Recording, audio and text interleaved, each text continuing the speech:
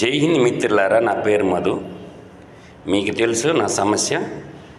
Magunta charitable trustee అయినటువంటి trust సభ్యులైనటువంటి Ongole MP Magunta Srinivasa Reddy గారు నా మీద ఒంగోలు 2 టౌన్ పోలీస్ స్టేషన్లో కేసు నమోదు చేపించారు. వాళ్ళు అర్ధరాత్రి మా అమ్మ ముసలామ 70 సంవత్సరాల వయసు, గ్రామంలోనే ఉంటుంది. అర్ధరాత్రి పోయి గోడకి నోటీసులు అంటించి, ఇప్పుడు 2వ తేదీ ఒక నోటీసు, 6వ తేదీ ఒక నోటీసు అంటించి 10 గంటలకి విచారణకు రమ్మని చెప్పి నోటీసులు అంటిస్తారు.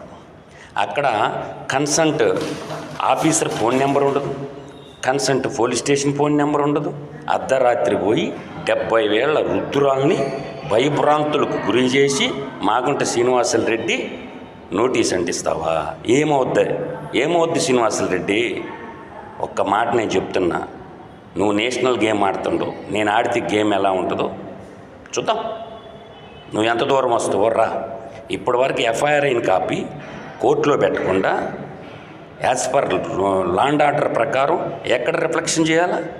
ఎఫ్ఐఆర్ కాపీ అందుబాటులో లేకుండా చేసి నీ రౌడీజాన్ని చూపిస్తావా? నువ్వు ఎంపీ అయితే భయపడాలా? భయపెడతానా? చంద్రబాబు నాయుడు గారు, లోకేష్ గారు తక్షణం మాగుంట శ్రీనివాసరెడ్డిని వివరణ కోరండి. మీరు వదిలినా నేను వదలను. మాగుంట శ్రీనివాసరెడ్డి గారు, నువ్వు గేమ్ స్టార్ట్ చేశావు, ఏం ఇబ్బంది లేదు. నువ్వు భారతదేశంలో ఎన్ని పోలీస్ స్టేషన్లు ఉన్నాయి అన్ని పోలీస్ స్టేషన్లో కేసు పెట్టు. నాలో నీతి ఉంది, నాలో నిజాయితీ ఉంది. నేను బతికేది సుభాష్ చంద్రబోస్ ఆశయాల కోసం.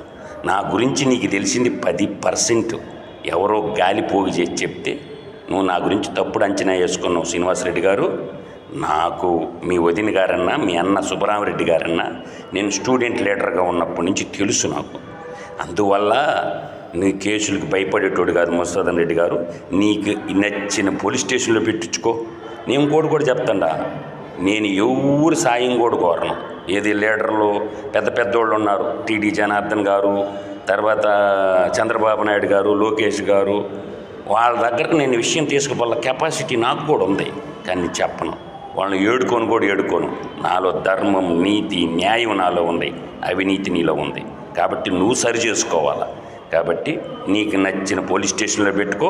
నీతో నేను యుద్ధానికి సంసిద్ధంగా ఉన్నాను. సాయి.